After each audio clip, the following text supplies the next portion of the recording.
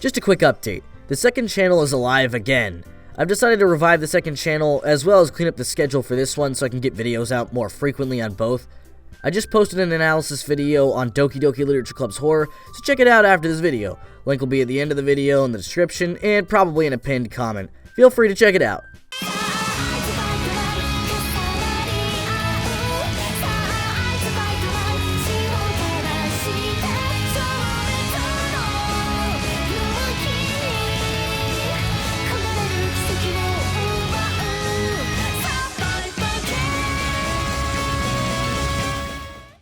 Hello ladies and gentlemen, and welcome to Anime Theory, where it's been well over half a year since my last Death Note theory. I'm honestly suffering from withdrawals at this point, and it seems like you guys have been as well considering the comments I've been getting.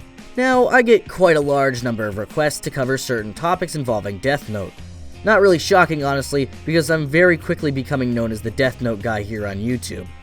Among these requests, however, one in particular is always mentioned, a hidden piece of Death Note lore that often gets overlooked by the majority of anime watchers. This hidden piece of lore also happens to contain one of the most interesting characters in the series, one that you might have only heard mentioned offhand once during the actual anime. Heck, before reading up on it myself, I wasn't aware of any of this, so I figured since I've gotten more requests than I'd ever expect to cover it, I think it's about time we talk about one of L's other cases. One involving one of the most terrifying villains in Death Note. One that you likely haven't heard of as well. It's time to go beyond. So yeah, Death Note has quite a bit of extra material. Beyond the original manga and anime, there exists live-action remakes, live-action sequels, bonus endings, games, light novels, and even a spiritual successor series. Now, not all of these are necessarily canon, as I doubt the Netflix film or the musical could exactly meld with the original material in all ways. Some of it, however, is canon, and the topic we're covering today even gets a mention directly in the anime itself. With a bit of digging, you might discover a short novel by the name of Death Note, Another Note, the Los Angeles BB murder cases. It's a story that takes place before the events of the main series, involving both L and Naomi, and it's narrated by our old pal Mello. Poor Mello, he gets more attention in this than he ever did in the main series. In the story, we see both Naomi and L's involvement in a case involving a short series of murders. L contacts Naomi to essentially investigate for him, to be his eyes and ears in the case. While she's initially hesitant, she obviously helps him because, who wouldn't help this adorable fella? This also marks her first interaction with L, which is how she knows him in the anime when she shows up later to attempt to foil Kira's plan. She goes to the scene of the first murder, where a victim by the name of believe Bridesmaid? Alright, perfectly normal name. Every murder victim is murdered and mutilated in a different way by a criminal known as B. If the use of a letter sounds familiar, that's because it should.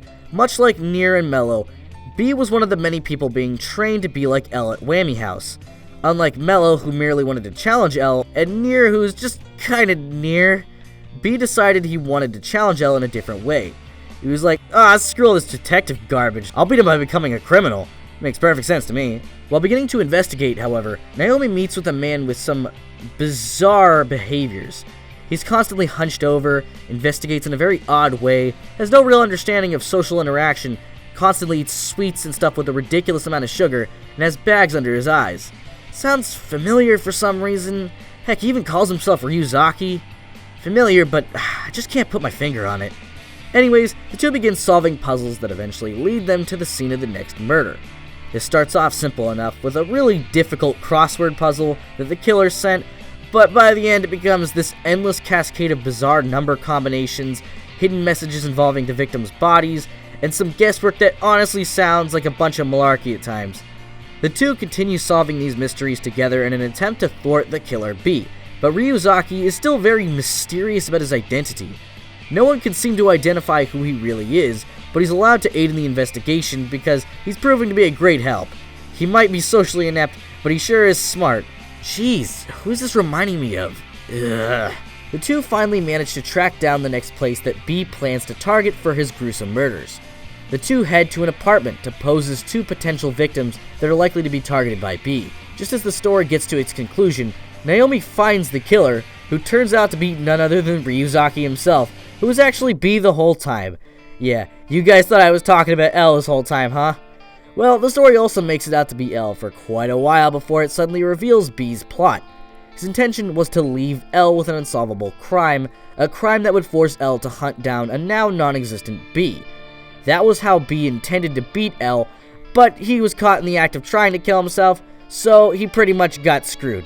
B, or rather BB I guess, is actually known as Beyond Birthday. Brilliant name. It's revealed that while Mello and Nier intended to face L head-on, BB decided that the best way to become better than L would be to become a criminal that L wasn't able to beat. Certainly not the easiest way to go about it, considering L's skills as a detective, but whatever man, you do you. Now, one may then wonder, where exactly did he get this want to kill from? The story outlines that in each murder, BB decides to horribly mutilate the bodies. There's something more here than just wanting to beat L. Well, there is a very clear-cut reason as to why he ended up this way, why he became a psychopath, and it's something that brings up some very odd questions about the anime. You see, from birth, BB apparently had the Shinigami eyes. He was able to see the name and lifespan of all of those around him. He never made a deal with a Shinigami or anything. Heck, he never even came into contact with a Shinigami.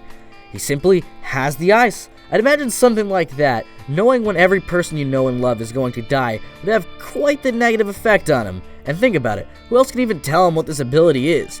No one is aware of the Shinigami eyes, and likely thought he was just crazy. All this stuff likely added up to make him the crazy antagonist he is in the story. Beyond Birthday's story is certainly interesting, considering that not only is it canon to Death Note overall, but that it's hidden in some side material, locked away in a book that most anime watchers and even manga readers will probably never read. And while that story was great and all, you must be wondering what it all means. I mean, how could BB have the Shinigami eyes? What does it mean for the story of Death Note? Why would the author specifically choose to highlight this? Well, the answers to all of those questions will be revealed in another theory. Hey, I gotta save something for Death Note month, don't I? Which, by the way, is happening this year in June again, so get hyped. I guess I'll see you then. Hey, if you enjoyed this video, why not give a like or subscribe and then click the bell, since apparently subscriptions don't matter anymore in terms of YouTube. And hey, check out my video on Doki Doki Literature Club's horror that I posted on my second channel. Anyways, I'll be back in a couple days actually with a special video. I hope you enjoy it. See you then.